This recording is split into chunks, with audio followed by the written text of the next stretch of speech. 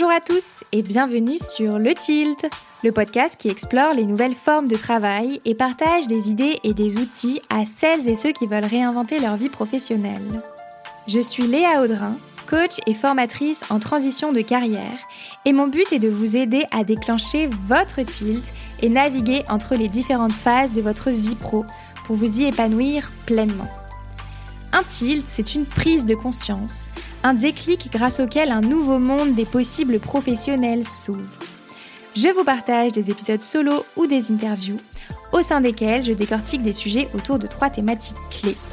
La transition professionnelle, la carrière et le futur du travail. Vous pouvez également me suivre sur Instagram, @le.tilt, sur LinkedIn et bien sûr rejoindre ma newsletter pour accéder à davantage de contenu concret, pour impulser du changement dans votre vie pro et découvrir mes offres d'accompagnement. Pour ce faire, cliquez sur le lien en description de l'épisode. Je vous laisse avec ma conversation du jour. Bonne écoute!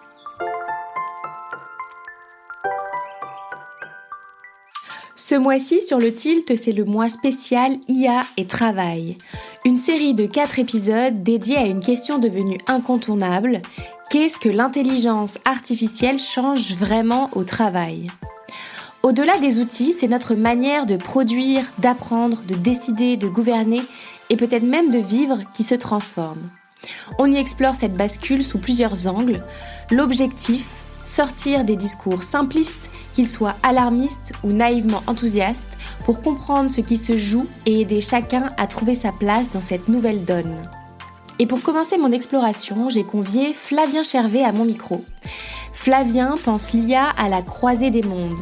Il navigue entre technologie, philosophie, économie et poésie.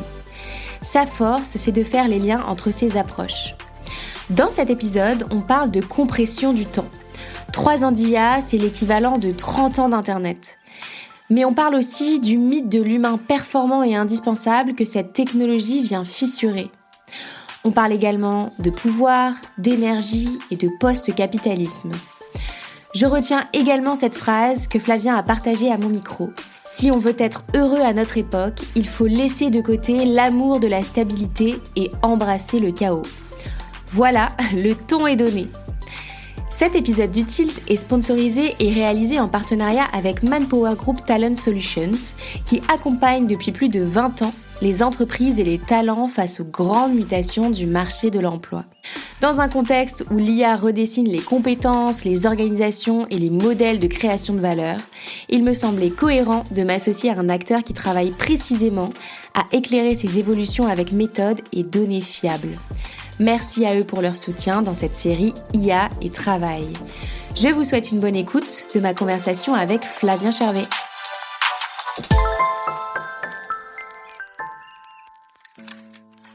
Bonjour Flavien.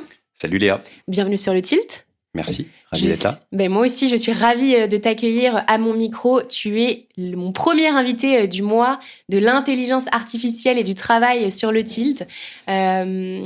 Ensemble, on va parler d'un sujet assez macro sur l'IA.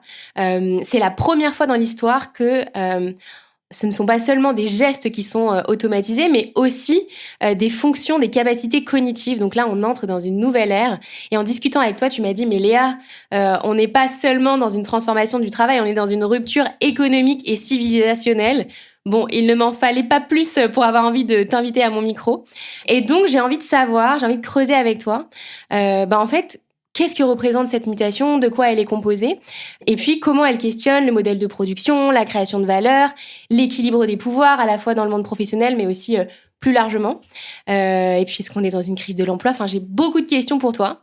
Mais avant de rentrer dans le vif du sujet, est-ce que tu peux nous dire, Flavien, qui tu es, sans parler de ton travail, s'il te plaît? Ok, alors avant même de me présenter, je vais faire un peu de fact-checking parce qu'il y a une chose que tu as dit au tout début, une chose que tu as dite qui n'est pas parfaitement exacte. Ce n'est pas la première fois qu'on a des fonctions cognitives qui sont automatisées. La calculatrice, ça fait longtemps qu'elle existe, elle automatise une fonction cognitive. Les dactylos en leur temps avec la machine à écrire, ça se discuterait. Est-ce qu'on est dans de la tâche physique ou cognitive ? Mais les ordinateurs ont déjà été une grosse révolution de l'automatisation du cognitif. Mais ce qui était différent, c'est qu'on automatisait des choses répétitives du cognitif. et des choses très rigoureuses, structurées. Là où aujourd'hui, l'intelligence artificielle automatise des choses comme, on va dire, des tâches qui, normalement, pour un humain, supposeraient de la créativité, du raisonnement, des choses comme ça. Donc, on est sur une fluidité d'intelligence complètement différente. Et c'est là que ça change beaucoup le rapport au métier, au travail. On en reparlera juste après, je suppose. Donc, pour me présenter, déjà, j'aime les mots, la preuve, voilà. Je suis un geek. Je pense que ce qui me caractérise le plus par rapport à l'IA, c'est le rapport transdisciplinaire que j'ai à cette discipline, justement. Je l'ai découvert par la philosophie. Comme je suis un geek et que je code depuis que je suis jeune, j'ai commencé à en coder, donc je la connais bien d'un point de vue technologique. J'ai monté plusieurs boîtes et donc j'ai monté plein de projets d'IA, notamment via ma première boîte, plutôt des projets d'IA industriels. On était en 2016-2017, donc bien avant la révolution de ChatGPT avec du deep learning plus traditionnel. Et puis, je me suis aussi intéressé très tôt à la dimension créative que l'IA apportait, nouveaux dispositifs techniques égale nouvel art potentiel, comme quand l'appareil photo arrive. Et donc, j'ai commencé à créer avec de l'IA aussi autour de 2018. Je fais une expo d'œuvres générées par IA en 2019. Voilà. C'était déjà de l'IA générative, hein, sauf que c'était un petit peu plus compliqué à opérer que maintenant. Et donc, voilà, j'aime bien explorer, enfin, je suis super curieux, donc j'aime bien explorer ce sujet de l'IA de façon très transdisciplinaire. Évidemment, tout ce que je dis a trait à mes activités professionnelles, mais comme j'ai pas de travail, je peux dire à peu près ce que je veux, ça sera pas lié à mon travail. J'ai plein d'activités pro, mais j'ai pas un travail. Et en même temps, mes activités pro sont ma passion aussi. Donc, je peux te dire que je fais de l'escalade, mais voilà, plein de choses dans ma vie vont être liées à ce que je fais de façon professionnelle. Et du coup, là, tu fais un lien super intéressant avec ma prochaine question. C'est quoi ton rapport intime au travail? Tu dis que t'en as pas, mais du coup, c'est quoi ton rapport à ta vie professionnelle? Un rapport de jeu. Je crois que le jeu, il est souvent considéré comme non sérieux. C'est tout l'inverse. Il n'y a rien de plus sérieux que le jeu. Regarde un enfant qui joue, il est tellement absorbé, tellement engagé dans ce qu'il fait que si tu lui dis d'arrêter, il t'entend même pas. Il n'y a rien de plus sérieux que le jeu. Regarde deux joueurs d'échecs qui s'affrontent, le niveau d'intensité et de sérieux qu'ils auront. En fait, on a complètement dévalué le jeu parce qu'on est dans une culture judéo-chrétienne qui valorise énormément la souffrance. L'effort doit être assorti d'une souffrance pour être valorisé, alors que le jeu, c'est un effort assorti du plaisir. Mais il y a un engagement très profond. Et j'ai la chance de travailler sur un sujet qui me passionne d'une façon qui est très ouverte, très créative, très libre. J'ai pas d'employeur et je gagne ma vie par les activités que je choisis.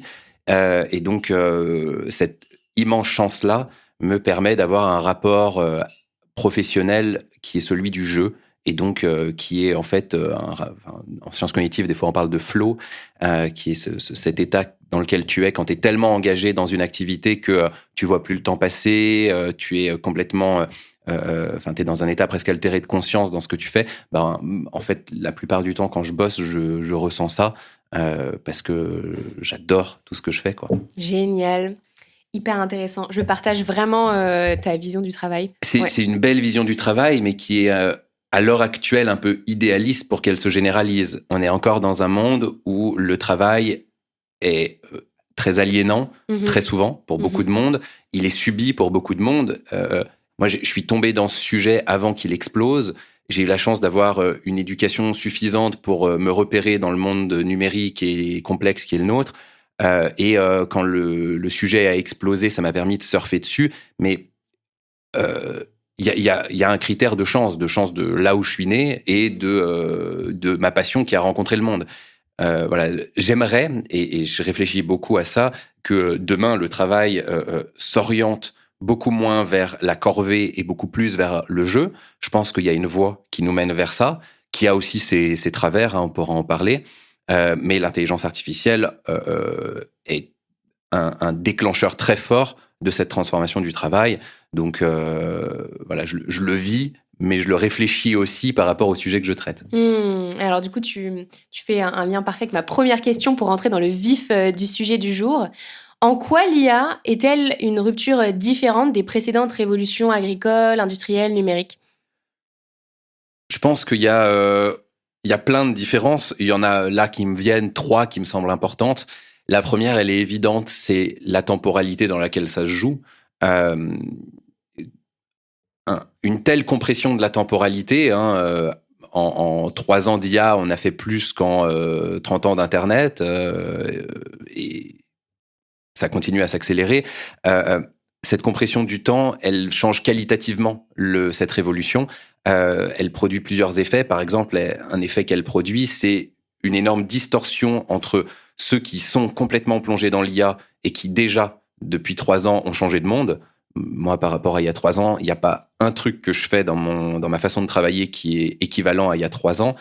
Et ceux qui n'ont pas plongé, et c'est 99,9% de la population, parce qu'on n'est pas tous à travailler dans ce domaine-là. Et puis, il y a un temps d'acculturation qui est incompressible. Complètement. En fait, et puis, ça bouge tellement vite que si tu n'es pas en flux en train de participer à ce domaine-là, tu peux bien t'y intéresser, faire une formation, plonger pendant 2 semaines.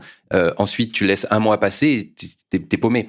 Donc, ça crée une distorsion et un peu une humanité à 2 vitesses, voire 3, avec ceux qui construisent les systèmes d'IA, qui ont accès encore à des technologies qui ont 1 an d'avance sur celles auxquelles moi j'ai accès.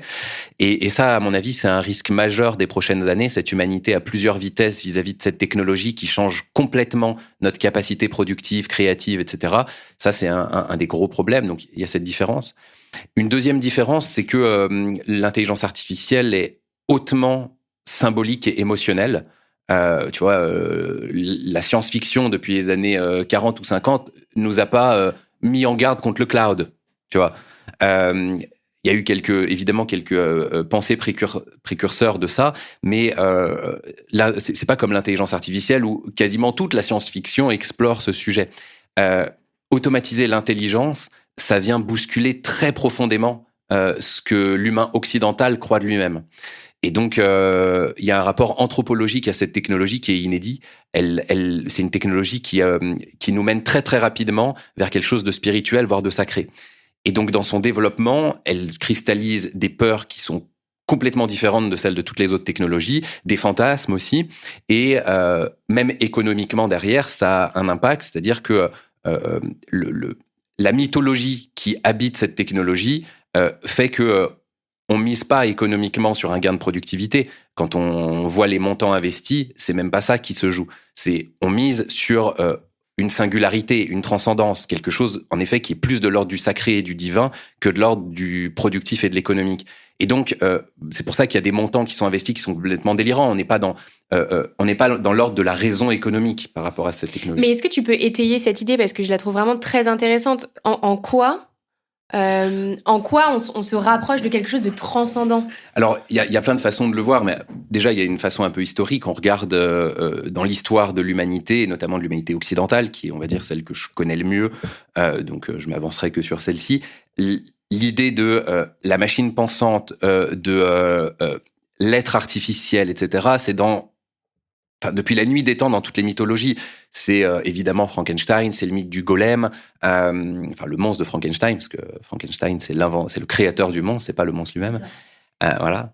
Le mythe du golem dans la Kabbale juive, même dans la forge d'Héphaïstos, tu as des êtres de roche qui travaillent dans la forge, et il est dit que Héphaïstos, à un moment, part de la forge, il les laisse travailler, et quand il revient dans la forge, il se rend compte que la forge tourne mieux que quand il était là. Tu vois, aujourd'hui, je trouve que c'est une symbolique qui est marquante. Donc, cette idée, de la créature artificielle qui vient supplanter l'humain, qui vient dépasser l'humain, créée par l'humain mais qui le dépasse, elle est présente depuis la nuit des temps. C'est quelque chose qui nous tient dans les tripes. C'est bien sûr le mythe divin de construire un univers, mais c'est aussi un mythe assez masculin de donner la vie, alors que l'homme n'a pas cette capacité-là. La femme là, mais l'homme y participe, mais c'est pas la même. Voilà. Donc il y a presque aussi quelque chose d'un rapport de genre à cette technologie. D'ailleurs, elle est souvent personnifiée comme une femme, l'intelligence artificielle, et voilà, tous ces éléments-là créer un espèce de bain culturel complètement différent des autres technologies et qui la positionne complètement différemment. Et en effet, l'artefact moderne de ça, c'est la science-fiction qui a complètement exploré l'intelligence artificielle qui a réactualisé tous ces mythes-là. Et alors, pour ta question de la transcendance, pour terminer, c'est la transcendance, c'est le sens de quelque chose qui nous dépasse. C'est au cœur même du développement de l'intelligence qui est la technologie qui vient dépasser ce qu'on pense être profondément humain, l'intelligence. Et donc, c'est une technologie de la transcendance, c'est l'idée d'une technologie qui, à un moment, nous dépasse et s'améliore elle-même, ce qui est tout à fait crédible, et nous dépasse sans même qu'on puisse le contrôler, avec une espèce d'explosion de l'intelligence où voilà, on suit plus rien, ce qu'on appelle la singularité, qui est là aussi un mythe assez ancien, hein, mais qui est réactualisé et incarné concrètement par l'IA. Et c'est une vraie question aujourd'hui, c'est-à-dire que dans les prochaines années, on va voir des systèmes qu'on pourra qualifier de super intelligents, qui seront bien plus intelligents que toute l'humanité réunie d'une certaine façon, qui vont sûrement en effet avoir des capacités d'amélioration récursive autonomes. Et il va y avoir une question qui va être posée à l'humanité, c'est qu'est-ce qu'on fait des cerveaux biologiques ? Et est-ce qu'on s'augmente, eugénisme, cyborgisation, etc. Est-ce qu'on construit une complémentarité ? Jusqu'à quel niveau on peut jouer une complémentarité avec des systèmes qui sont hautement plus intelligents que nous ? Est-ce qu'à un moment, ces systèmes, d'une certaine façon, remplacent l'humanité ? C'est des questions qui sont terrifiantes, mais il faut les poser. Ouais, mais du coup, c'est une autre question que j'avais pour toi, c'est en quoi, du coup, on peut parler potentiellement de rupture civilisationnelle ? Alors, à plein de niveaux, en fait. Déjà, se dire qu'on a des systèmes artificiels qui dépassent l'humain en intelligence, c'est une rupture civilisationnelle, parce que notre civilisation est fondée sur aujourd'hui sur un travail économique, sur la productivité, sur la croissance, sur tous ces, enfin c'est ce qui le travail et la famille, c'est un peu les deux institutions de notre civilisation. Et le travail, c'est aujourd'hui une question de productivité. Et donc, si on a des machines qui nous dépassent en intelligence et évidemment physiquement, elles viennent être plus productives que nous en tout. Moi, je m'attends à ce que ça arrive dans un avenir proche. Il n'y a pas de raison que l'humain reste plus performant à quoi que ce soit. On est très limité, en fait, l'être humain. On a évolué avec... l'évolution nous a amené là où on est. C'est incroyable, c'est très beau, la façon dont un humain fonctionne, mais c'est très limité par rapport à sa niche évolutive, en réalité. Donc, il est assez évident qu'on va faire des systèmes qui vont largement nous dépasser dans toutes les tâches productives.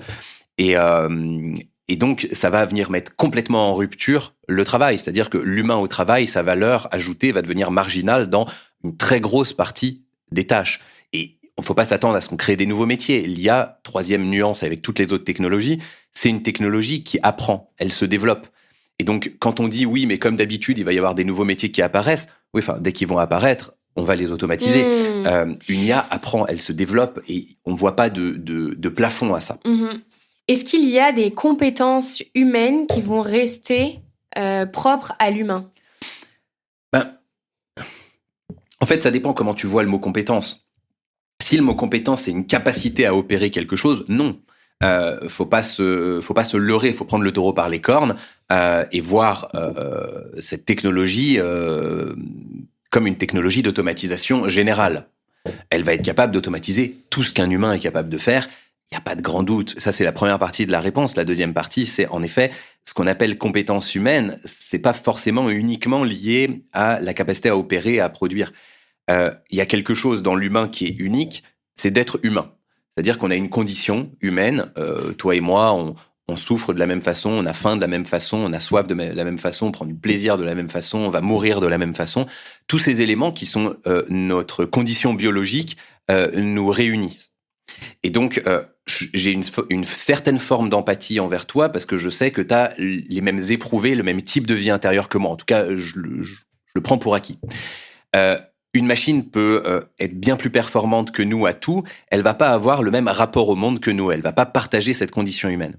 Et il y a des choses qui n'ont de sens qu'à l'intérieur de la condition humaine. Je te donne un exemple, le sport. Bon, on a des robots qui courent plus vite que les humains aujourd'hui. On peut très bien faire un robot qui tire bien mieux au pistolet que n'importe quel humain. Pourtant, aux Jeux Olympiques, si tu mets un robot qui court le 100 mètres en 5 secondes ou un robot qui met tous les tirs parfaitement dans la cible, tout le monde s'en fout. Ce qu'on veut voir, c'est quelqu'un qui se dépasse à l'intérieur de la condition humaine, parce qu'on peut avoir une projection sur cette personne et se dire waouh, incroyable, avec les mêmes capacités à peu près équivalentes que moi, dans le même bain de capacités, cette personne s'est dépassée, a fait quelque chose d'incroyable, a fait un exploit. Et donc c'est pareil dans l'art, on a ça notamment dans la performance artistique, on a ça aussi dans le jeu. En effet, on a déjà des systèmes qui jouent bien mieux que nous aux échecs, au Go, etc. On continue à jouer aux échecs, et ce qui nous intéresse, c'est pas d'être battu par une machine, c'est de battre ou d'être battu par un humain à qui on peut se mesurer. Donc, il y a des domaines, c'est aussi l'artisanat, le fait qu'il y ait ce petit défaut sur le vase du potier qui lui donne plus de valeur que le vase industriel, parce qu'il révèle la faiblesse, la limite, le soin donné par le potier qui est derrière le vase. Donc en fait, tous ces éléments-là, ils ont une valeur, ils ont un sens pour l'humain, et ils ont un sens qu'à l'intérieur de la condition humaine. Et on a un peu oublié ça au travail. On rêve l'humain comme un être de performance absolue. Et ce mythe-là, il va nous être complètement brisé par l'IA. On va vivre une espèce de blessure narcissique dans les prochaines années du fait de l'IA. Et j'ai bon espoir qu'en effet, ça recentre sur le fait qu'on voit la performance, les relations sociales, la hiérarchie sociale dont on a besoin en tant qu'êtres sociaux, à travers des choses qui dépendent de la condition humaine, comme en effet le sport, l'art, le jeu, l'artisanat, des domaines comme ça. Mais est-ce que, par exemple, dans l'épisode 2 du mois de l'IA avec Ronnie, on parle, par exemple, de la performance du Nouvel An chinois. Je ne sais pas si Jules l'a vu. Oui, bien sûr. Mais ce sont des robots qui dansent. Là, on est sur une performance artistique. Alors, ça peut avoir des prismes différents, mais qu'est-ce que t'en penses, toi parce qu'on parle d'art, là, tu vois. 2 éléments de réponse. Premier élément, j'ai bien précisé que mon propos concernait la civilisation occidentale. En effet, le rapport à la machine en Chine, au Japon, n'est pas du tout le même. Par exemple, dans le shintoïsme, l'idée d'âme, ce qui pourrait se rapprocher de l'idée d'âme, n'est pas quelque chose d'individuel, c'est quelque chose de relationnel. Et là où chez nous, dans nos cultures judéo-chrétiennes, l'âme est individuelle et elle vient de Dieu, elle est ce qui nous lie à Dieu, la voir dans la machine, c'est très choquant parce que on se dit mais d'où elle vient. Pour eux, comme l'âme, ce qui apparenterait à l'âme est quelque chose de relationnel, et comme c'est pas une relation avec un Dieu transcendant, c'est très simple. Entrer en relation avec une machine, c'est lui prêter une âme par défaut. Donc le fait qu'une machine ait une âme, l'esprit dans la machine, il n'y a aucun souci pour ces cultures-là. Ils ont beaucoup moins de virulence par rapport aux idées de l'intelligence artificielle que nous en Occident. Donc déjà, voilà, ce que je dis se rapporte vraiment à la culture occidentale, première chose. Deuxième chose, si quand même on réfléchit à la dimension artistique, dans le cas que tu évoques, d'une part, c'est la nouveauté qui est mise en avant, plus que la capacité de la machine. C'est regarder, on n'a jamais vu ça. Et donc, le jamais vu, c'est quelque chose qui fait partie de la scène artistique. Et peut-être que ça a une fin. Dans le côté waouh du truc. Complètement, il faut toujours le renouveler. L'année prochaine, ils pourront pas faire un spectacle comme ça. L'année d'avant, on avait des robots sur scène qui étaient complètement mécaniques et voilà. C'était déjà impressionnant parce qu'ils arrivaient à tenir debout. Cette année, ça suffisait pas, il faut leur faire des saltos. L'année prochaine, qu'est-ce qui va se passer? Des robots volants, j'en sais rien. Enfin, voilà, pas juste des drones. Voilà. Mais ça, c'est une notion de jamais vu qui est présente dans l'art, mais qui est pas qui est pas tout le sens esthétique. La notion de jamais vu, en effet, elle fait partie d'une performance artistique, mais elle ne s'y suffit pas. Et puis aujourd'hui, ces robots et toute la chorégraphie est construite par des humains. Donc le sens artistique, l'intention artistique qui est donnée est humaine. La question, en fait, en créativité, c'est de séparer la technicité créative de l'intention et de l'élaboration de l'œuvre. Tu vois, quand l'appareil photo arrive, ça sert plus à rien en peinture de reproduire la nature. Un clic et ça le fait mieux. Ça a pas tué la peinture, ça a libéré la peinture, et il y a eu toute la libération picturale du XXe siècle avec l'impressionnisme, l'expressionnisme, l'art abstrait, etc. Quand le dispositif technique vient automatiser, il nous rappelle que le positionnement de l'art, c'est pas d'exécuter techniquement de façon virtuose, c'est d'avoir une intention exploratoire pour raconter des histoires, pour déclencher des émotions. Et donc, dans une chorégraphie, tu peux bien avoir tous tes danseurs qui sont remplacés par des robots. Évidemment, tu vas plus associer la même émotion à tes robots que tu l'aurais fait à un danseur humain qui, en effet, à l'intérieur de la condition humaine, se dépasse. Mais tu vas toujours associer une intention artistique au chorégraphe, à la chorégraphe qui a construit le spectacle, au groupe qui a construit le spectacle, etc. Donc, la présence humaine reste là dans l'œuvre au niveau de l'art, mais beaucoup moins au niveau de la technicité qui est mobilisée par l'art. Donc, ça pose pas une vraie question à l'art, ça pose une question aux industries créatives qui, avant, employaient énormément de gens pour la technicité artistique. Par exemple, dans un studio de jeux vidéo, tous les artistes 3D, ils peuvent être artistes à côté, mais il y en a plein dans le studio de jeux vidéo. Leur boulot, c'est de prendre un cahier des charges et de réaliser des objets en 3D sur un logiciel. Le niveau artistique, c'est un niveau de technique, c'est pas un niveau d'art qui leur est demandé. Et pourtant, on appelle ça des artistes 3D. Donc, on mélange aussi beaucoup les catégories de l'art et de la technique dans les industries créatives, alors que l'IA est en train de nous obliger à beaucoup mieux les séparer. Donc moi, dans cette chorégraphie faite avec des robots, la dimension artistique est complètement présente, il n'y a aucun souci, c'est même pas une question. Par contre, il y a une vraie question de technicité derrière et de virtuosité et du coup d'emploi aussi des personnes qui avant exécutaient cette technicité. Mais du coup, c'est le même problème que dans beaucoup d'autres industries. Ouais, je comprends.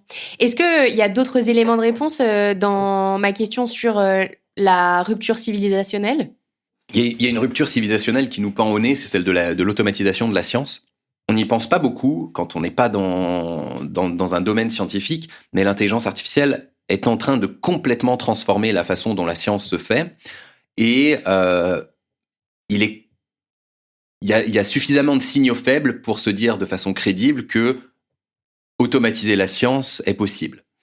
C'est-à-dire que on a des systèmes d'IA comme The AI Scientist qui implantent tout le processus de recherche scientifique. C'est un système, on lui donne un domaine de recherche, il explore toute la littérature scientifique, il construit des nouvelles hypothèses, il implante, il crée des protocoles d'expérimentation pour valider ou corroborer ou infirmer les hypothèses.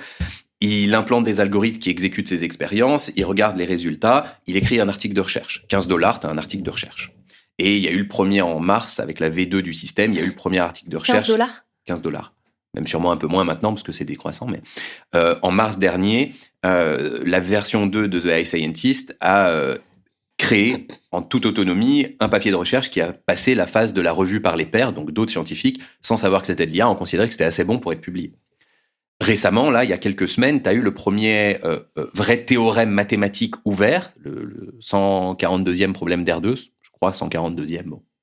Les personnes qui nous écoutent me pardonneront si c'est le 137e. Voilà. On vous attend dans les commentaires, dites-nous. Exactement. Qui était un problème complètement ouvert et un système d'IA qui s'appelle Aristotle l'a complètement résolu. Il a construit toute la preuve formelle. Elle est nickel. Et il a pris 6 heures pour faire ça et il n'y a pas eu du tout d'intervention humaine. Là, il y a vendredi dernier, il y a 10 jours, OpenAI a annoncé que GPT 5.2 avait fait une découverte dans de la physique fondamentale sur des choses qui concernent les gluons. Voilà, bon, là aussi, je suis pas sûr que ça soit pertinent d'aller de creuser un petit peu et j'aurais sûrement pas les compétences. Mais on a une première découverte assez fondamentale faite en physique par ce type de système. On avait déjà eu AlphaFold qui craque le repliement de toutes les protéines connues à ce jour, alors que l'humanité avait... On avait mis 80 ans à découvrir le repliement de 2 millions de protéines. Il en a craqué 200 millions. C'est l'équivalent de 70 000 ans de recherche humaine. Ce qui a donné le prix Nobel à son créateur, Demis Hassabis, et d'autres. Et voilà, on est en train de vivre un moment où l'IA commence à faire des percées scientifiques et à automatiser le processus de recherche. Quand on va commencer à vraiment combiner tout ça, à améliorer les performances autour de ça, il faut s'attendre à d'abord une accélération qui a déjà commencé extrêmement rapide de la science et potentiellement à, au bout du compte, une automatisation de la science. Ce qui veut dire des découvertes en continu qui se compressent dans le temps. Imaginons qu'en 10 ans, on fasse ce qu'on a mis 100 ans à faire en science. Les 100 dernières années, quand même, découverte de l'atome. Oui, je crois que c'est presque. Toute la physique quantique, la relativité, l'arrivée du transistor, des ordinateurs, toute la météorologie moderne, l'intelligence artificielle. Enfin, imagine qu'en 10 ans, on fasse tout ça, l'ADN. On n'a pas le rythme civilisationnel pour encaisser ça. Et en plus, on risque de se retrouver avec des technologies et des découvertes dont on ne comprend pas le sens. on a le résultat, mais on n'a pas la compréhension. Donc là, on a potentiellement aussi une rupture civilisationnelle très profonde qui nous pend au nez. On a une rupture civilisationnelle très profonde dans la guerre, qui est en pleine ébullition avec la guerre en Ukraine, qui est un laboratoire de cette nouvelle guerre. On a une rupture civilisationnelle dans la politique et la géopolitique, c'est-à-dire que l'intelligence artificielle est la première technologie qui nous met face à un potentiel scénario irréversible. D'une certaine façon, le premier qui atteint des systèmes qu'on pourrait qualifier de super intelligents, si ces systèmes sont capables de s'améliorer eux-mêmes, de faire de la science en IA pertinente et donc de s'améliorer eux-mêmes, ils accélèrent leur propre développement et donc ceux qui arrivent après ne peuvent que creuser leur retard. Ceux qui sont devant avancent toujours plus vite que ceux qui sont en arrière. Et donc tout d'un coup, c'est Poutine qui a dit ça, celui qui est le leader en IA dominera le monde. D'une certaine façon, il y a un critère irréversible. On a un instrument de pouvoir qui ne fait que s'améliorer et qui ne peut plus être attrapé. Donc, on a la possibilité, et c'est pour ça que tous les gouvernements, eux aussi, courent à l'IA, d'un scénario irréversible où, tout d'un coup, une puissance se met en position, à tout jamais, d'être la puissance. Mais du coup, qui a le pouvoir dans cette situation-là ? Est-ce qu'on parle des États ? Est-ce qu'on parle des entreprises technologiques qui provident les outils ? Ou est-ce qu'on parle de encore plus loin, ceux qui détiennent les data centers et presque, même on peut se poser la question, ceux qui détiennent l'énergie ? C'est Elon Musk. Je rigole. Je suis pas sûre. Il est en train de fonder un empire assez spécial, quand même, le garçon. Non, c'est une très bonne question, en fait, parce que aujourd'hui, c'est un peu un mix de tout ça, mais en effet, les grandes puissances technologiques ont pris un pouvoir équivalent à ceux des grands États et bien supérieur à ceux des petits États, des États de moyenne puissance. Donc, qui va être le grand gagnant ? Sûrement une espèce de consolidation d'un pouvoir technopolitique. En tout cas, si c'est cette voie-là qui est prise, je vois d'autres voies aussi qui sont tout à fait crédibles, mais si c'est une voie de la verticalisation très très forte du pouvoir, telle qu'elle commence aujourd'hui, si ça serait plutôt le sens naturel de l'histoire, on l'a vu dire. avec Trump, que les patrons des GAFAM se sont alignés presque avec, tous, avec le pouvoir en place, en fait. Ils sont alignés avec le pouvoir en place et en même temps, Trump s'aligne aussi avec les intérêts des big tech. C'est un couplage. On le voit comme un alignement parce que c'est Trump qui est politique, donc c'est Trump qui est mis en avant dans les médias. Qui a la main sur la narrative aussi. Voilà, exactement. Sur le narratif. Mais ce qui se passe derrière, c'est un couplage structurel entre ces deux pouvoirs qui avancent de concert et qui se servent mutuellement l'un de l'autre. Et tu vois, si à un moment les big tech abandonnent Trump a un gros souci. Il dépend d'eux autant que eux dépendent de lui. On n'est pas dans un rapport de domination. Mais il y a une espèce de complexe politico-technologique qui verticalise beaucoup le pouvoir aujourd'hui. Il y a des raisons de penser que ça durera pas éternellement, mais si ça devait durer éternellement, ça serait sûrement cette espèce de complexe-là qui verticaliserait encore plus le pouvoir et pas un acteur unique. Mais c'est pas non plus complètement délirant de se dire, je rigolais un peu avec Elon Musk, mais quand tu regardes son empire, il va sûrement être le premier humain à peser $1 trillion. C'est un acteur géopolitique à lui tout seul. Il est en train de construire un tissu de satellites que aucun État n'a, et de loin, très très très loin.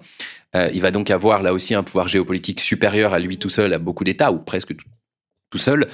Il est en train de diversifier ses activités pour avoir vraiment un empire technologique complet qui puisse être à lui tout seul une capacité de production absolue, avec de la robotique et de l'IA au cœur et la production de tout de tous les biens et services qui peuvent en découler. C'est pas non plus complètement impensable de penser à une verticalisation qui se fasse dans la main d'un individu. Est-ce que c'est pire ou moins pire qu'une verticalisation du pouvoir dans un complexe politico-technologique, je sais pas, mais en tout cas c'est pensable. Évidemment, encore une fois, il n'y a pas que cette voie, mais comme cette voie nous pend au nez, on a besoin d'en parler. C'est quoi si on veut autres voies ? Il y a d'une part une première possibilité qui est, on va dire, celle du bloc des moyennes puissances, qui a été un petit peu, on va dire, appelé par le discours du Premier ministre canadien il y a quelques semaines, un discours assez incroyable. Par rapport aux événements au Groenland, tu veux dire? Oui, Ouais. entre autres. Alors ça va plus loin que juste ces événements-là, mais ça a été un des déclencheurs, ouais. Et qui, en gros, voilà, dans son discours, rappelle que le multilatéralisme, l'illusion du multilatéralisme, elle est capoute, et que il y a besoin de construire une troisième voie, de pas juste être vassalisé auprès des États-Unis, mais d'essayer de construire une troisième voie entre moyennes puissances, avec un rapprochement fort entre notamment l'Europe, le Canada, probablement la Corée du Sud, le Japon, certains acteurs du Sud global. Et voilà, il y a peut-être une troisième voie qui peut se dessiner. La problématique va être celle de la vélocité à laquelle ça peut se consolider. Ça, on verra comment ça décante. Il y a une autre possibilité, c'est quand même celle du soulèvement citoyen. C'est de plus en plus dur de construire un soulèvement citoyen parce que ces outils-là permettent aussi un contrôle soft, doux. Mais il faut aussi voir qu'aux États-Unis, MAGA et Trump, ils ont de plus en plus de contre-pouvoirs qui se mettent en place. Et verticaliser un pouvoir n'est pas si facile. Il y a quand même énormément de gens qui vont lutter contre ça. Et il est tout à fait possible que ça soit une voie citoyenne qui finisse par gagner, notamment si on commence à avoir un chômage de plus en plus massif, si les inégalités se distendent jusqu'à un stade de rupture, on n'est pas si loin, je pense, si on commence à avoir des peurs très très fortes liées à l'intelligence artificielle qui se cristallisent et où voilà, il y a un espèce de soulèvement très général qui se met en place. Donc, c'est une voie. Et puis, il y a une troisième voie que je décris pas mal dans mon bouquin Hyperarme. Enfin, j'en parle pas mal, je la développe beaucoup. C'est la question du narratif national versus le narratif humanité. Aujourd'hui, on est dans un narratif de sécurité nationale. C'est l'ennemi. Par exemple, pour les États-Unis, c'est la Chine, et donc il faut courir pour protéger sa sécurité nationale. Et un peu pour tous les pays, ça va être la même idée. Le narratif va être beaucoup orienté autour de la sécurité nationale contre les autres pays ou contre les autres blocs, et pas autour de la sécurité de l'humanité. Et l'intelligence artificielle possède un risque. C'est une technologie absolument incroyable et qui a des côtés magnifiques, mais elle pose un nouveau risque dans l'histoire de la technique, c'est celle de la perte de contrôle, qui là aussi est très présente dans la science-fiction, c'est les scénarios dans HAL, dans l'Odyssée de l'espace, qui représente ça très bien. C'est pas l'idée de l'IA qui devient méchante, c'est l'idée de l'IA qui, pour atteindre l'objectif qu'on lui a donné, se désaligne et commence à faire des choses auxquelles on s'attendait pas, qui sont dangereuses. Donc, dans 2001, l'Odyssée de l'espace, comme la mission est d'arriver, je sais plus sur quelle planète, enfin je me rappelle plus exactement, voilà, mais l'IA du vaisseau va finir par vouloir mettre de côté les êtres humains pour pouvoir accomplir sa mission. Et on voit des cas de désalignement comme ça dans les labos arriver, déjà aujourd'hui, avec des systèmes d'IA qui, pour atteindre la mission qu'on leur a donnée, vont commencer à mettre l'humain à l'écart, avoir des instincts quelque chose qui ressemble à de l'instinct de survie, commencer à faire du chantage ou des choses comme ça. Et donc ça, si on le pousse beaucoup plus loin, avec des systèmes beaucoup plus puissants et autonomes, il y a un risque de perte de contrôle qui existe.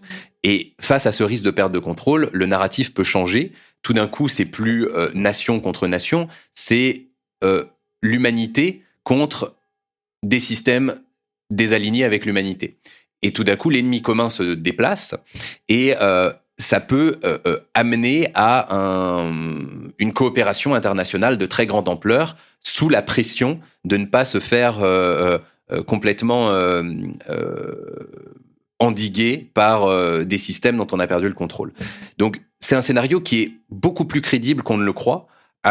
Et ça veut pas dire qu'on a des IA malveillantes, ça veut pas dire qu'on a des IA conscientes, etc. Ça peut être tout simplement des IA dont on perd le contrôle, qui commencent à se répliquer, qui commencent à, par exemple, pour garantir la paix, vouloir prendre le contrôle sur toutes les institutions, et ça devient très difficile à arrêter. On a besoin d'une grande collaboration internationale pour remettre à plat nos systèmes. Si tant est soit peu que ça soit possible. Donc, tu vois, un projet, au lieu d'un projet Manhattan de l'IA, quelque chose comme un CERN pour l'IA, ou voilà, ce genre d'idées-là, elle commence à beaucoup émerger dans une espèce de technodiplomatie qui est moins visible du grand public que la course à l'armement à l'IA, mais qui est très bouillonnante en ce moment et qui, à un certain moment, peut changer son rapport de force si on commence à avoir des warning shots, des gros problèmes qui sont posés par des pertes de contrôle de l'IA, qui amènent cette technodiplomatie à prendre le devant de la scène et à être rendue beaucoup plus crédible et beaucoup plus puissante. Est-ce que tu aurais une idée, ou en tout cas une idée un peu plus dans un prisme de prospective? On parle de quoi comme timeline, en fait? Parce que c'est très... on parlait de compression du temps, d'accélération, etc. On parle de quoi comme timing? Alors, c'est difficile de lire l'avenir, évidemment, mais on a quand même quelques outils. L'outil de base pour penser l'avenir de l'IA, on va dire pour la baseline, ça va être d'utiliser ce qu'on appelle les Neural Scaling Laws, les lois d'échelle neuronale. C'est un peu à l'IA ce que sont les lois de Moore à la puissance de calcul. C'est des lois empiriques. On regarde le passé, on regarde comment la puissance de calcul évolue, premièrement, le nombre de données qu'on met dans les systèmes d'IA et le nombre de paramètres dans les systèmes d'IA, la taille du système d'IA, si tu veux. Et on voit que ces 3 paramètres, depuis 15-20 ans, évoluent de façon très régulière, qu'on peut tracer une courbe comme ça, qui est exponentielle d'ailleurs. Et on voit que on peut mettre ces 3 éléments dans une jolie équation qui nous permet de prédire la performance. Et donc, on regarde sur un passage à l'échelle de 10 puissance, enfin de 15 ordres de grandeur, donc une multiplication par 1 million de milliards de la puissance de calcul effective. Cette équation se révèle très proche de la réalité dans le passé. Et donc, de façon pragmatique, on peut se dire, elle pourrait continuer dans l'avenir. Comme les lois de Moore, on regarde dans le passé et puis on extrapole. Ça ne veut pas dire que c'est ça l'avenir, c'est des lois qui ne sont pas des lois de l'univers, c'est des lois humaines, mais n'empêche que c'est un peu des prophéties autoréalisatrices parce que ça nous prédit une courbe tellement impressionnante que tout le monde veut travailler à la réaliser pour en être. Comme avec la loi de Moore, c'est ça qui s'est passé, ça a tiré toute l'industrie. Donc, les lois d'échelle neuronale, c'est une espèce de baseline qui après permet de discuter. La baseline, elle nous dit quoi? Elle nous dit que on peut s'attendre, si on tire la courbe à partir des données de 2025, à ce qu'autour de 2028, on ait des systèmes qui soient à peu près meilleurs que les meilleurs experts humains dans tous les domaines cognitifs, qu'autour de 2030, ça soit très très crédible de s'attendre à des systèmes qu'on peut appeler de l'IA générale, donc qui nous dépassent dans à peu près toutes les tâches cognitives. Et évidemment, il y aura quelques petites choses que l'humain fait que ces machines ne feront pas. Et il y aura beaucoup de choses que ces machines feront très bien que l'humain ne sait pas faire. Comme aujourd'hui, personne ne traduit dans 60 langues, personne ne peut lire 1 million de mots en 1 seconde, une IA peut, etc. Donc il y a déjà des choses où elles nous dépassent largement. Peut-être très rapidement derrière, parce que si on a de l'IA générale, ça veut dire qu'on commence à pouvoir automatiser de la science assez poussée, et donc une accélération très rapide derrière, et ce qu'on peut appeler des super-intelligences qui viennent assez rapidement derrière. Donc ça, c'est un peu la baseline si on tire les courbes brutalement, et on voit que c'est un horizon très très très proche en fait. Oui, et que, 2028, c'est demain. 2028, c'est demain. Non mais il est clair, très très très clair que en France, le discours général est loin d'avoir pris conscience de ce qui était en train de se passer. Il y a des gens qui ont pris conscience, par exemple... Vas-y. Est-ce que le cadre de l'IA Act en Europe nous fait aussi avoir un timing, une baseline, comme tu l'appelles, qui est plus longue? Pour répondre à cette question, il y a plein de paramètres qui sont à prendre en compte. Déjà, cette baseline, en fait, faut voir c'est un espèce de vision consolidée de plein de paramètres sous-jacents. Parce qu'on regarde juste le passé, on regarde les tendances du passé, et en fait, déjà dans le passé, il y a plein de choses qui auraient pu ralentir ou accélérer, qui sont intégrées dans ce qui s'est passé. Donc, décortiquer tous les sous-paramètres qui permettent d'arriver à ces équations, c'est ce qui permet de les discuter, justement. La question réglementaire est un des sous-paramètres qui permet de discuter. En réalité, les grosses discussions actuelles sur la crédibilité de cette timeline sont pas autour du réglementaire, sont surtout autour des goulets d'étranglement en termes de ressources. C'est-à-dire que on a la performance qui évolue brutalement, mais pour qu'elle évolue comme ça, il faut s'attendre à ce qu'on doive mettre beaucoup plus de données et beaucoup plus de puissance de calcul. La donnée, il y a déjà une question qui se pose, c'est celle du mur de la donnée, où on commence à avoir utilisé toutes les données de l'humanité, où est-ce qu'on va en trouver d'autres? Alors, il y a encore beaucoup de données vidéo à exploiter, et puis on a plein de voies, on peut avoir des données synthétiques qui sont générées par des IA, si c'est fait intelligemment, ça permet d'améliorer d'autres systèmes d'IA. On a la robotique qui va nous permettre de capter énormément de données sur le monde réel pour améliorer les systèmes, etc. Mais il y a déjà cette question de la donnée. Les plus gros goulets d'étranglement attendus, c'est surtout les matériaux rares pour faire les puces, et puis la capacité de production de puces, parce qu'il y a des composants comme les HBM, par exemple, où on arrive là, vraiment, on est en flux tendu absolu et on commence à arriver à des ruptures de stock. Et pour augmenter la capacité de production, ça prend du temps. Donc, on a une discontinuité par rapport au passé. Dans le passé, cette question-là se posait pas vraiment parce qu'on avait de la capacité de production en réserve. On n'en a plus. Donc, il faut développer la chaîne de valeur de la création des puces pour entraîner les IA. Donc là, il y a déjà une vraie question. Trouver des ressources, en effet, des matières premières, etc. Pas pour rien que Trump a des velléités sur, par exemple, le Groenland. Sous la glace, il y a plein de matières premières pour faire des puces. Et puis, le deuxième élément, c'est l'énergie. Parce qu'une fois qu'on a les puces, bon, déjà, il faut construire des data centers. Ça prend un peu de temps, même si on va de plus en plus vite dans la construction des centres de calcul. Ça prend quand même du temps. Et surtout, quand on a ces centres de calcul, il faut les alimenter. Et là aussi, jusqu'à maintenant, l'énergie existait. Il fallait l'acheter, ça coûtait cher, mais elle existait. On commence à entrer dans des régimes où, quand on veut faire une IA plus puissante, il faut construire un nouveau centre de calcul d'un nouvel ordre de grandeur qui n'existe pas, et il faut l'alimenter avec de l'énergie qu'on n'a pas encore. Et donc, il faut construire la capacité énergétique pour faire ce centre de calcul. Donc, on approche de régimes où les centres de calcul auront besoin d'une puissance embarquée de 1, 2, 3 gigawatts, ce qui veut dire un réacteur nucléaire, 2 réacteurs nucléaires, 3 réacteurs nucléaires pour entraîner une IA. Donc là, on est déjà dans des ordres qui sont géostratégiques pour la question énergétique. Donc là aussi, le Canada, c'est une réserve d'énergie et de froid pour les centres de calcul. Enfin, il y a plein de choses qui prennent une nouvelle couleur quand on a ça en tête. Mais donc la course à l'IA va de plus en plus et est aujourd'hui devenue une course industrielle, pas seulement une course aux algorithmes. Il y a cette amélioration des algorithmes qui permet de faire plus avec moins, qui est un enjeu. Mais il y a aussi une course industrielle à la construction. Et ça, soit on va, un peu comme le projet Manhattan, tellement tout déréguler et tellement accélérer le développement industriel que, en effet, les temporalités que j'ai évoquées restent cohérentes et ça va être une gabégie industrielle complètement dingue pour y arriver. Soit ça va quand même ralentir le domaine avec quelques plateaux. Mais bon, ralentir le domaine, même si ça prend 5 ans de plus, avoir de l'IA générale dans 6 à 10 ans, le monde n'est absolument pas prêt. Je veux dire, en France, le sujet politique actuel, c'est les retraites. Enfin, ça n'a aucun sens. C'est... Donc là, ce que tu nous dis, c'est vraiment que cette rupture, en fait, elle est systémique. C'est-à-dire que tout est interconnecté. Sur le titre, on a beaucoup parlé des polycrises, du fait que tout était interconnecté, etc. J'aime pas le mot crise. Il est tout de suite négatif. On n'est pas dans un monde en crise. Moi, j'aime bien dire qu'on est dans un monde en transition de phase.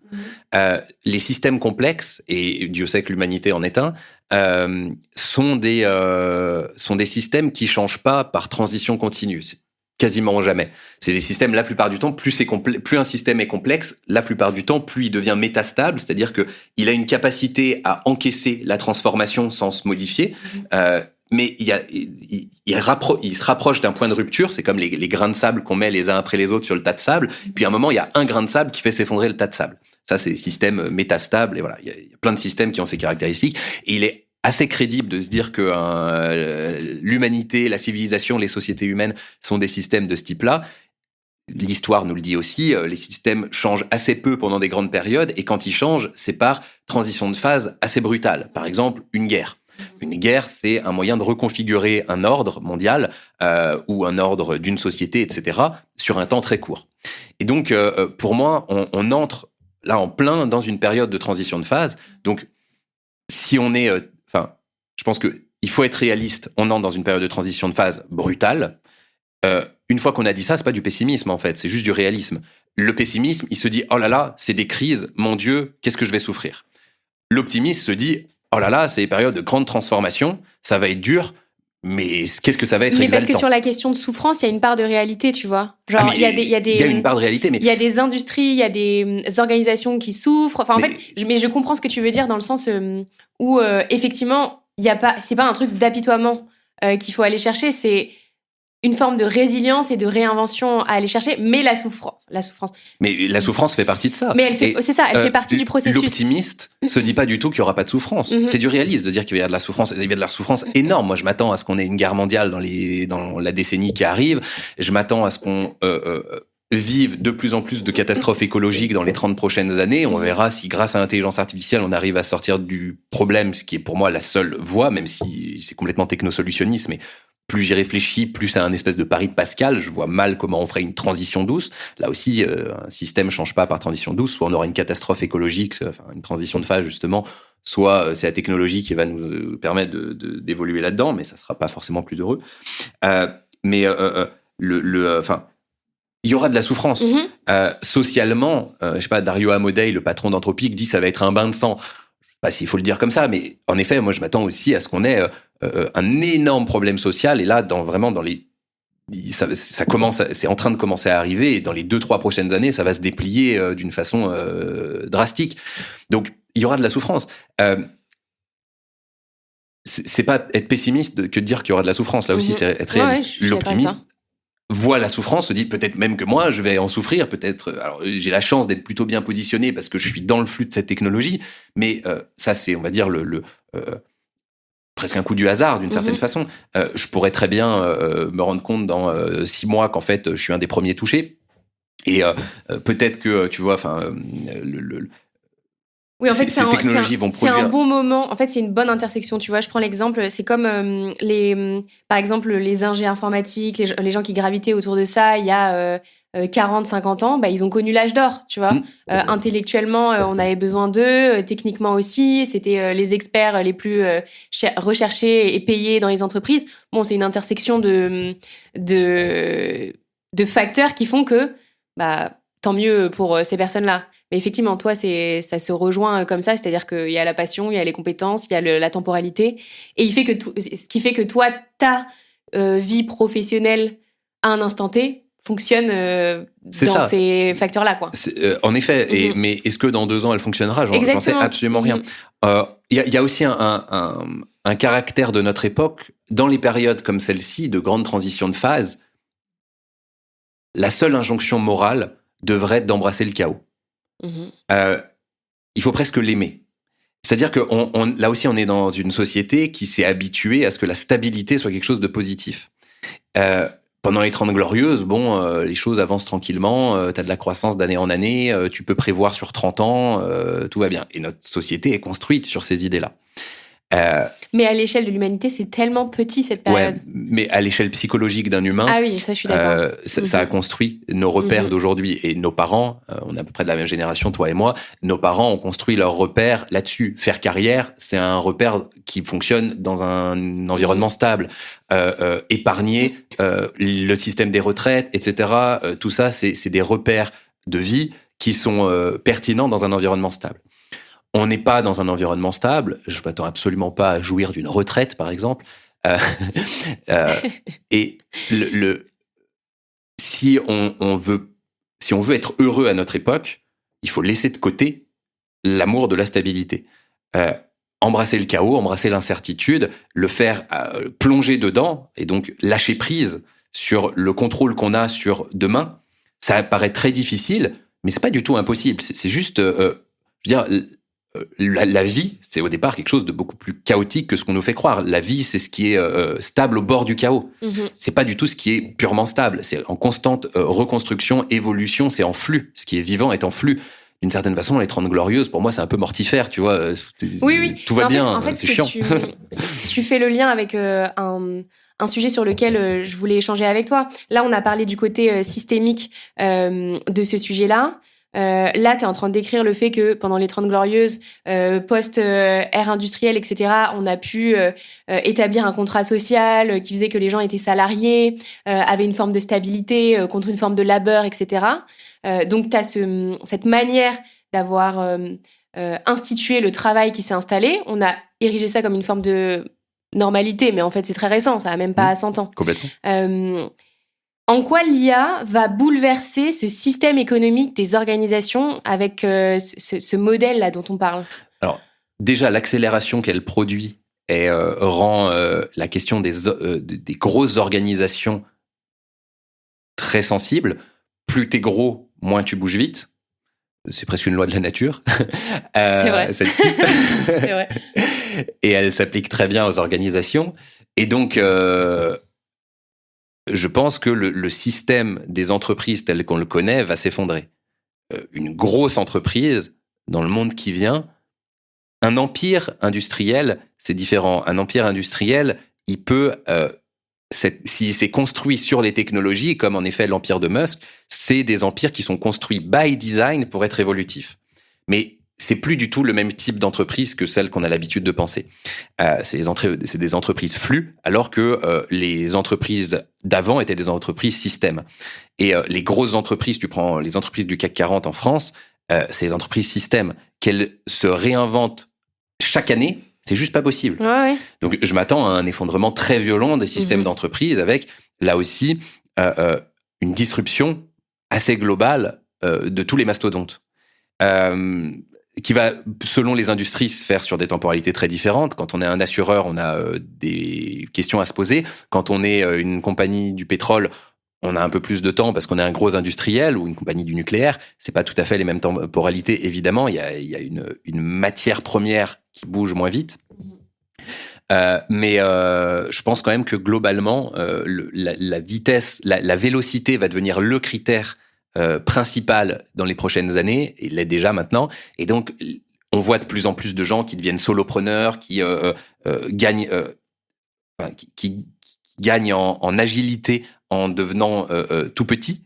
Mais moi, par exemple, je travaille, j'ai mon entreprise personnelle, mais pour monter des projets plus ambitieux, je vais me connecter avec plein d'autres qui fonctionnent comme moi, et puis on va monter le temps d'un projet un collectif. Et je pense que cette modalité beaucoup plus décentralisée du travail correspond bien mieux à un système qui bouge et donc va de plus en plus se développer. Et en effet, c'est une tendance très forte qui est déjà en train d'arriver. On entend parler de plus en plus mais aussi. C'est intéressant ce que tu dis. Moi, j'avais cofondé un collectif qu'on a arrêté là, mais pendant 2 ans, on travaillait sur des sujets de transformation du travail, notamment sur la question de la réinvention de la relation entre les collaborateurs et l'organisation. On a fait beaucoup de choses. On a fait des études. On a fait une étude qualitative. On a produit beaucoup de contenu, etc.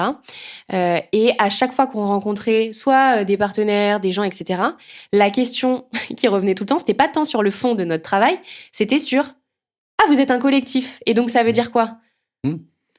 Parce qu'en fait, c'est vraiment ça la question, c'est comment est-ce qu'on se réinvente dans nos manières de travailler ensemble. Ça rend les gens très curieux de se dire, si on travaille plus dans les organisations comme elles sont aujourd'hui, demain, ça ressemble à quoi le travail en collectif, en fait ? Et en fait, toutes les réponses, d'une certaine façon, elles sont déjà en germe. Cette tendance des slashers, la tendance donc des gens qui ont plein d'activités avec des slash sur LinkedIn, j'en fais partie. J'en fais partie aussi. Voilà. Cette tendance, en effet, des métiers liés à la socialité comme influenceur, dont aujourd'hui on a tendance à considérer que c'est un métier bullshit. Je pense que demain c'est un des métiers principaux de notre société, que ça me fasse plaisir ou non. Je veux dire, je regarde les choses avec réalisme. Comme marketeux, au XVIIIe siècle, un agriculteur t'aurait dit c'est quoi ce bullshit. C'est des changements de représentation. La valeur se déplace. Elle est plus au niveau du bas de la pyramide de Maslow, elle est de plus en plus au haut de la pyramide de Maslow, on dit l'expression de soi et puis la transcendance, le sens, voilà. Et donc les choses se déplacent et en effet un influenceur, s'il fait bien son travail, il est censé donner du sens aux gens, leur donner de l'inspiration. L'inspiration, c'est une façon de ressentir du sens, que ça soit positif ou non. Encore une fois, je fais pas de jugement de valeur là, je suis pas dans la morale, mais voilà, donc on voit déjà tous ces phénomènes qui sont en train de se structurer et en fait la difficulté à les penser comme des évidences et comme les nouveaux piliers de notre société, c'est juste de l'inertie. C'est purement de l'inertie. Je veux dire, quand on a grandi dans la société numérique, un peu digital native, c'est très naturel pour eux de penser ça. Là où, en effet, la génération d'avant a grandi avec d'autres repères, et c'est pas qu'ils sont moins bons ou meilleurs, c'est juste que c'est ceux de l'époque d'avant, c'est logique. Et donc, penser des repères aussi différents est très difficile. L'accélération technologique pose aussi une grosse question sur l'intergénérationnel. Avant, vu que les choses changeaient moins vite, les aînés avaient une expérience qui avait de la valeur pour les juniors. Aujourd'hui, l'expérience des aînés est très ambivalente. Elle peut être contre-productive pour des juniors parce que le monde a tellement changé que les repères, par exemple, des conseils de carrière venant de quelqu'un qui vivait qui a fait sa carrière dans le système qui est en train de mourir, sont pas forcément pertinents. Oui, sur les conseils carrière. Après, moi, je mettrais de la nuance. C'est marrant parce que le sujet de l'intergénérationnel, c'est l'épisode juste avant toi. Donc, si les gens ont envie d'aller écouter des choses sur ce sujet, juste cliquer ensuite sur l'épisode juste avant. Mais il y a aussi quand même quelque chose de l'ordre de la transmission. Tu vois, si on parle pas purement d'une industrie, d'un rôle, d'une compétence très spécifique, etc.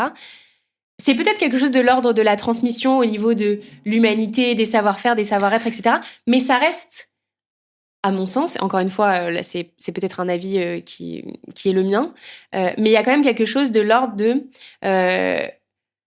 quelque chose à se transmettre quelque part. Mais tu parles de rupture, donc j'entends que potentiellement, il y ait des choses qui ne se transmettent pas dans ces ruptures-là, tu vois. Ouais, j'ai utilisé le mot ambivalent. J'ai pas dit que l'expérience des aînés était négative à jeter à la poubelle. J'ai dit qu'elle était ambivalente.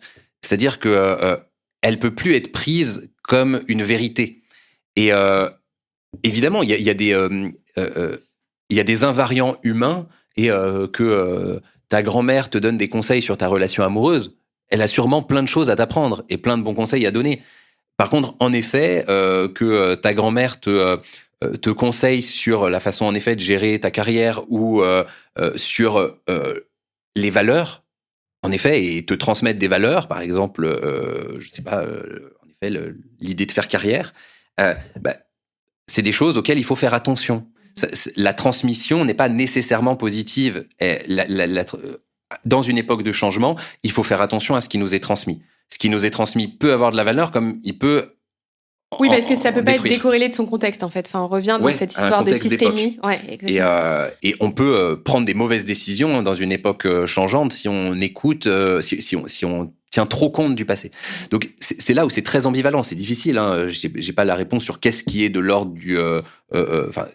qu'est-ce qui est positif dans la transmission et qu'est-ce qui fonctionne et ce qui ne fonctionne pas dans la transmission. C'est pas, il n'y a pas de barrière à tracer. Mais c'est ambivalent aujourd'hui. Ça peut plus être pris comme tel. Donc, il y a un nouveau rapport intergénérationnel parce que d'une part, l'aîné n'a plus autant de valeur qu'avant dans sa transmission, quand même, puisqu'elle est plus ambivalente. Et il y a une beaucoup plus grande difficulté de compréhension entre les générations qu'avant, parce que les différences entre générations sont beaucoup plus poussées. Même les gens qui ont 10 ans de moins que moi, ils ont d'autres valeurs et d'autres représentations, alors que c'est une demi-génération. Mais je fais le lien avec ce que tu disais en début de conversation. On a aussi une vision occidentale du sujet. Je serais curieuse de savoir quelle est la manière d'envisager l'intergénérationnel à l'heure de l'IA en effet, dans d'autres parties du monde, quoi. C'est sûrement très différent. Tout de même, on voit que les problématiques de population vieillissante, par exemple au Japon, mais même en Chine, selon les parties de la Chine, etc., amènent à envisager beaucoup plus de robotique auprès des seniors. Je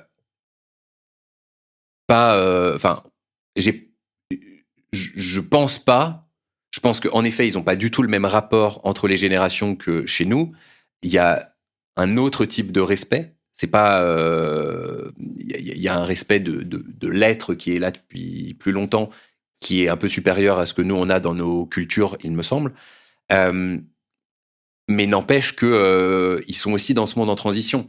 Et je pense qu'ils ont aussi des ruptures générationnelles très très fortes. Et le fait qu'ils veuillent plutôt mettre des robots auprès de leurs seniors, c'est aussi une façon d'une façon de se libérer de la génération qui est senior.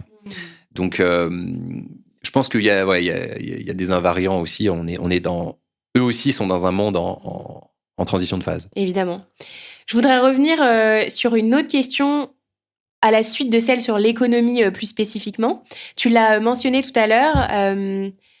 On entend beaucoup dans le narratif de l'IA au niveau des carrières Les métiers vont être remplacés, certains métiers vont disparaître, certains métiers vont émerger, etc., etc. Tu l'as effleuré tout à l'heure. Euh, Comment ça va se passer cette transition au niveau du travail? Qu'est-ce qu'on va faire demain si les nouveaux métiers qui émergent sont remplacés au bout de quelques mois? Qu'est-ce qui va se passer concrètement en termes professionnels? J'ai pas la réponse concrètement parce que c'est une question ultra compliquée. Je suis pas sûr qu'il y ait quelqu'un qui puisse y répondre très franchement. Euh, Il y a plein de possibilités. Il y a des gens qui te diront, on va vers une paupérisation extrêmement forte avec une grosse partie de la population qui n'a pas de travail et pas de moyens de subsistance, et donc un effondrement social très très grave, possible. Il y a des gens qui vont te dire que la place de l'humain va de plus en plus être dans...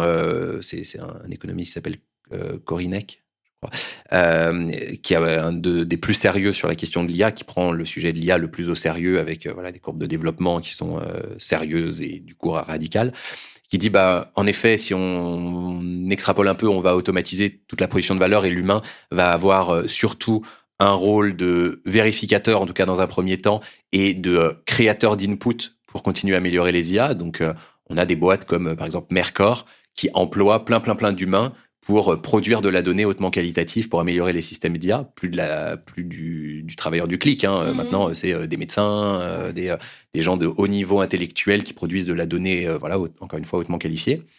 Pareil, au bout d'un certain temps, je suis pas sûr qu'on a encore besoin de faire ça. Moi, j'essaye de prendre le problème un peu différemment.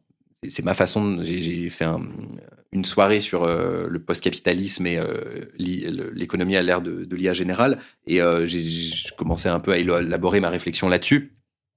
Je pense que imaginons que donc on a de l'IA générale qui automatise à peu près tout ce que l'humain est capable de produire au travail. Donc, si on automatise ce que l'humain est capable de produire, on n'a plus besoin de lui au travail, on n'a plus besoin de le rémunérer. Mais si on le rémunère pas, il peut plus consommer, et donc c'est pourquoi on produit. Donc, on a tout l'espèce de moteur du capitalisme qui commence à tomber en panne. Et je pense pas que ça va arriver. Je pense que ça va transiter vers un post-capitalisme où de plus en plus on va avoir une capacité de production d'abondance assez forte sur tous les biens et services, et que ce qui va rémunérer l'humain, et là où la valeur humaine va se déplacer, où une économie humaine va se développer, ça va être de plus en plus sur la valeur ajoutée de l'humain à l'intérieur de la condition humaine, ce que j'évoquais tout à l'heure. Je pense qu'on peut imaginer assez facilement une société où l'économie humaine fonctionne en parallèle d'une économie de subsistance qui est gérée par les machines, qui permet de produire tout ce dont on a besoin pour vivre, qui n'est pas que de subsistance, qui est même potentiellement d'abondance. Et à côté, il y a une économie humaine qui permet que les humains se valorisent les uns par rapport aux autres dans la société. Encore une fois, je pense qu'en tant qu'êtres sociaux, on a besoin de construire ça, on le fera. Et que cette valorisation, elle se fasse à travers, imaginons par exemple, le jeu.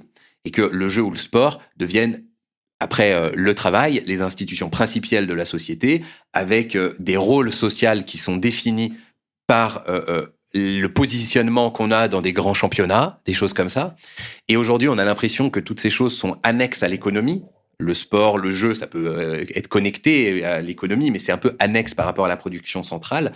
Si la production centrale devient quasiment autonome, je pense qu'en effet, ces dimensions-là vont prendre une importance majeure. Et qu'on va vers, du coup, une économie qui est une économie beaucoup plus de l'attention, parce que quand c'est des choses qui sont à l'intérieur de la condition humaine qui servent à se valoriser, on a besoin de les montrer à d'autres humains. Et donc, il y a besoin que d'autres humains y assistent. Par exemple, le sport, le jeu, il y a besoin d'avoir un public, ou le spectacle, ou voilà. C'est aussi une société du spectacle. Et donc, on gagnerait de l'argent en fonction de l'attention qu'on pourrait capter. Ce qui, là aussi, est déjà complètement enclenché comme phénomène. Deux choses par rapport à ce que tu dis. J'ai assisté à un webinaire récemment de Noémie Aubron, une prospectiviste que tu connais peut-être. Non, je crois pas. J'irai voir. Elle avait réuni tout un panel autour de la question à quelle rupture s'attendre d'ici 2027. Bref, avec plein de sujets différents. Et notamment à l'intérieur de celui-là, quelqu'un qui travaillait dans l'industrie du sport et qui pointait exactement ce que tu dis. Il disait en gros, par exemple, si on prend le foot, aujourd'hui, les reportages, les vlogs, les réseaux sociaux des professionnels du foot sont plus regardés que les matchs en eux-mêmes. Ouais. Mais ça reste quand même une économie du sport associée à celle de l'économie du spectacle. Complètement. Mais le sport est largement mis en spectacle depuis la nuit des temps, mais il y a des choses même encore plus troublantes. Par exemple, il y a plus de gens qui regardent des gamers jouer à des jeux vidéo que des gens qui jouent.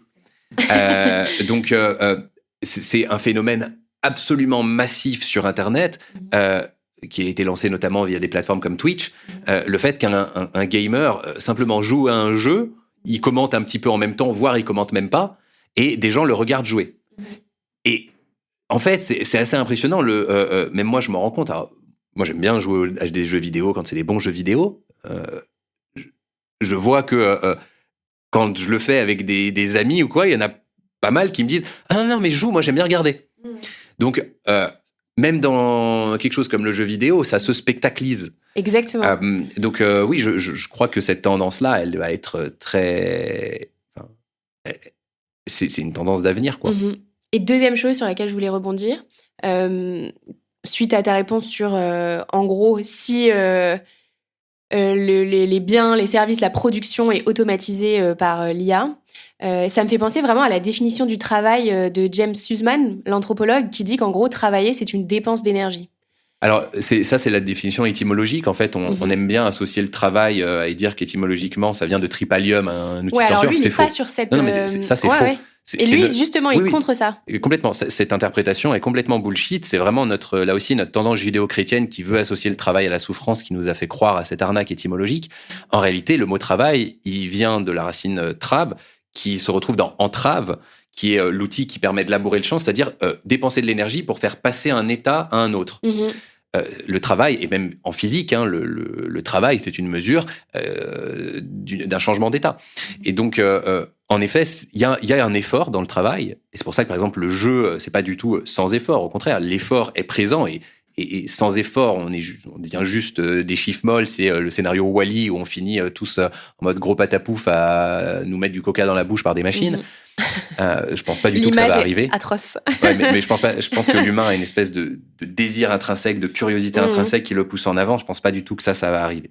Même dans Wall-E d'ailleurs, dès qu'il y a le moindre truc qui change, il y a un brin de curiosité qui arrive parce qu'il y a une plante sur Terre qui vient de germer. Ça y est, les humains veulent retourner sur Terre, ont envie d'aller voir de l'autre côté de la colline, etc.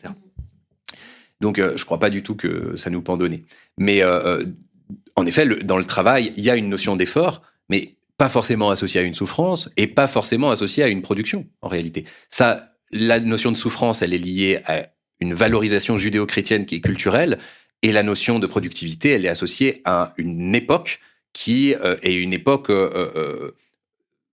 techno-industrielle, mais même avant le techno-industriel, qui est simplement une époque de non-abondance, ce qu'on a connu quasiment depuis le début de l'humanité, où on a besoin, en effet, de produire pour survivre.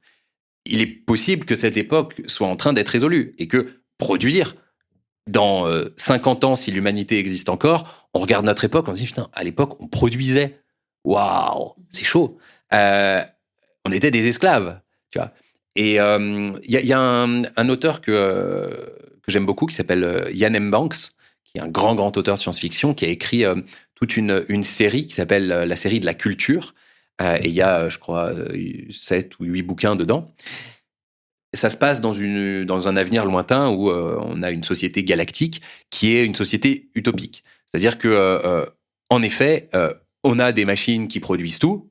On a de l'intelligence artificielle et des robots intelligents avec nous, mais ça se passe bien. On a construit une espèce de rapport d'altérité et de symbiose qui est positif, où on reconnaît aussi d'ailleurs l'altérité de la machine. On n'est pas en train de la mettre en esclavage, en tout cas la machine intelligente. C'est super intéressant. Et il y a un des bouquins qui s'appelle L'homme des jeux, où il part du principe que, vu qu'on est dans cette société où on n'a plus besoin de produire, en effet, le truc qui valorise les humains, c'est le jeu et puis la fête. Les humains font énormément la fête et ils jouent beaucoup. Et en fait, dans toute l'histoire, ça va être un des meilleurs joueurs de la galaxie qui va aller sur une des planètes qui est un peu hors du système galactique, sur laquelle il y a tous les ans un immense jeu qui est organisé et qui définit l'ordre social. Et il va essayer de participer à ce jeu pour essayer de ramener la planète dans l'ordre galactique.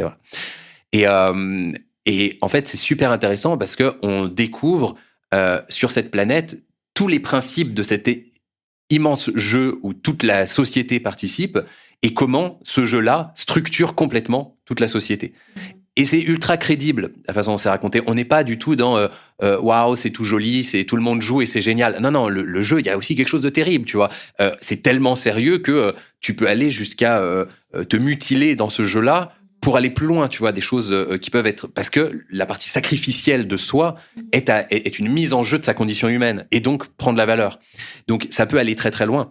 Et comme les gladiateurs à leur époque, tu vois, ils étaient valorisés parce qu'ils risquaient leur vie dans le jeu. Donc, c'est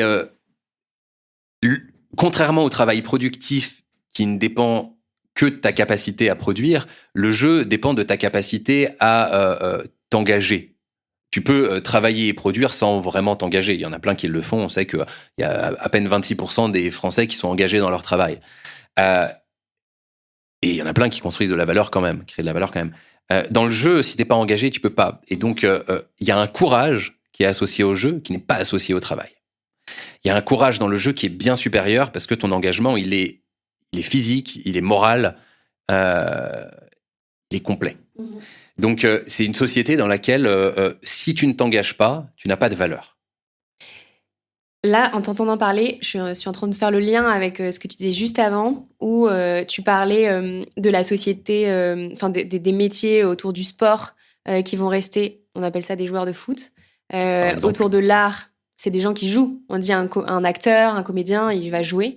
Les gamers, c'est dans le titre. Et c'est hyper intéressant parce que du coup, ça va se resserrer sur des métiers où en fait la sémantique est déjà présente autour du jeu. Mais il y a un super bouquin qui s'appelle Homo Ludens de comment il s'appelle, un historien Huizinga, où il part du principe qu'on n'est pas du tout Homo sapiens, qu'on est Homo Ludens. Ludens, ludique, c'est un homme qui joue, un humain qui joue. Et il montre comment en fait toute la société humaine, en tout cas occidentale dans son propos aussi, s'est structurée autour du jeu et qu'en fait on a mis le jeu dans une catégorie annexe, alors qu'en fait, on le retrouve partout. Et à l'école, on nous désapprend le jeu, alors que le monde professionnel, le monde politique, etc., en fait, t'es beaucoup plus proche d'un jeu que de ce qu'on apprend à l'école de scolaire. Et la notion, il montre à quel point la notion de jeu est principielle dans notre rapport aux autres et à notre épanouissement, à la société. Et donc, qu'on le remette en avant et qu'on le réexplicite, c'est pas du tout en fait une nouvelle humanité. C'est d'une certaine façon un retour à certaines sources de l'humanité qui prend une autre forme évidemment parce qu'on n'est plus dans le monde d'avant, mais c'est quelque chose qui est déjà complètement en germe. Mais je vais te donner un exemple. L'art et le sport sont des formes de jeu. Marrant. Un des stickers qui vient avec ma DA, c'est Work Can Be Fun. Ouais. Et je l'ai donné à une de mes copines qui travaille dans un très gros cabinet de conseil. Elle l'a mis sur son téléphone et elle me dit, j'ai fait une expérience, quand je viens en réunion, je le mets au milieu de la table. Elle dit, ça provoque toujours des discussions parce que c'est tellement deux mots antinomiques dans ce monde-là qu'en fait, les gens sont en mode, mais on parle de quoi là ? Est-ce que c'est vrai ? Qu'est-ce que t'en penses, etc. Donc hyper intéressant. Je suis ravie qu'on arrive au terme de notre discussion sur la notion de jeu que j'aime particulièrement. J'ai une dernière question pour toi, Flavien, qui est la question signature que je pose à tous mes invités. C'est si tu pouvais constituer ton board de rêve dans lequel tu pourrais convier 3 personnes, personnalités, entrepreneurs, etc. Pour te conseiller tout au long de ta carrière de jeu. Qui est-ce que tu mettrais dedans ? Alors, on va dire 4, parce que évidemment, je pense que je mettrais une IA. Probablement actuellement je mettrais Claude, ça peut changer avec le temps, voilà, mais il y aurait une IA déjà. Après en humain je mettrais alors Amanda Haskell, qui est une philosophe qui travaille justement chez Anthropique. Elle travaille sur Claude, c'est sûrement la personne au monde qui a le plus parlé avec Claude à ce jour, et c'est elle qui travaille avec des principes de philosophie morale, de philosophie d'épistémologie, etc., à positionner un peu la personnalité et les principes d'interaction de Claude. Et c'est une nana passionnante qui m'inspire mais quelle beaucoup. Responsabilité. Elle a une responsabilité devant l'humanité qui est complètement dingue. Wow. Mais tu peux aller voir elle a fait des interviews longues, par exemple, avec Lex Fridman. Et c'est une nana super passionnante et elle très engagée dans ce qu'elle fait, justement. Amanda Haskell. Je mettrais peut-être Ilya Prigogine, qui est un prix Nobel de chimie, qui a travaillé énormément sur les systèmes complexes et sur les systèmes qu'on appelle dissipatifs, qui sont ce qui permet de mieux comprendre et le vivant et, je crois, des sociétés humaines complexes. Et même s'il l'a fait sur la partie chimie, il a aussi beaucoup écrit sur le sens qu'avaient ses travaux. Il a aussi beaucoup écrit sur une dimension épistémologique, etc. Et j'ai toujours trouvé que ses écrits m'ont toujours absolument fasciné parce qu'ils remettent en cause, dans la physique, dans la chimie et dans la pensée de l'humanité, la question de la certitude. De la certitude. Il montre à quel point c'est une illusion qu'on a construit, la certitude, même en physique, et que la notion d'incertitude devrait être bien plus principielle que la notion de certitude. Donc je pense que dans une période comme la nôtre, ce garçon aiderait beaucoup. Et puis pour finir, un poète, je vais dire, pour rester un peu plus classique, pour mettre un nom un peu plus classique, je vais dire Rimbaud. Ok, parce génial. Que c'est un poète qui m'a énormément inspiré, qui continue à beaucoup m'inspirer, parce qu'on a plus que jamais besoin d'un rapport poétique au monde, et que l'élément principal qui sauvera le monde, c'est la poésie. Pas forcément écrire de la poésie, mais le rapport poétique au monde, et que j'essaye de le mettre un petit peu dans toutes mes activités. J'écris de la poésie aussi, mais même le rapport poétique au-delà, le rapport sensible aux choses et de détournement sensible aux choses, je pense qu'on en a besoin, notamment dans l'IA. Et l'IA est un sujet hautement poétique. Là aussi, work, fun, on les met rarement ensemble. IA, poésie, on les met rarement ensemble. Mais en fait, comme c'est un domaine qui est lié au sacré, c'est un domaine qui est hautement poétique, l'IA. Donc voilà, je finirai avec Rimbaud. Ah, merveilleux. Merci Flavien. Merci beaucoup vraiment pour tout ce que tu nous as partagé. Une belle entrée en matière pour le mois de l'IA. Je mets toutes les infos en description pour découvrir ton travail et je te dis à bientôt. À très bientôt, merci. Un très grand merci à Flavien. Nous aurions pu échanger pendant encore des heures tant le sujet est intéressant et vaste. J'espère que cet épisode vous aura donné des repères pour comprendre que nous ne vivons pas une simple évolution technologique, mais un basculement beaucoup plus profond. Un basculement civilisationnel comme Flavien l'appelle. Vous pouvez bien sûr écouter les prochains épisodes du Tilt spécial IA et travail pour poursuivre la réflexion. À bientôt!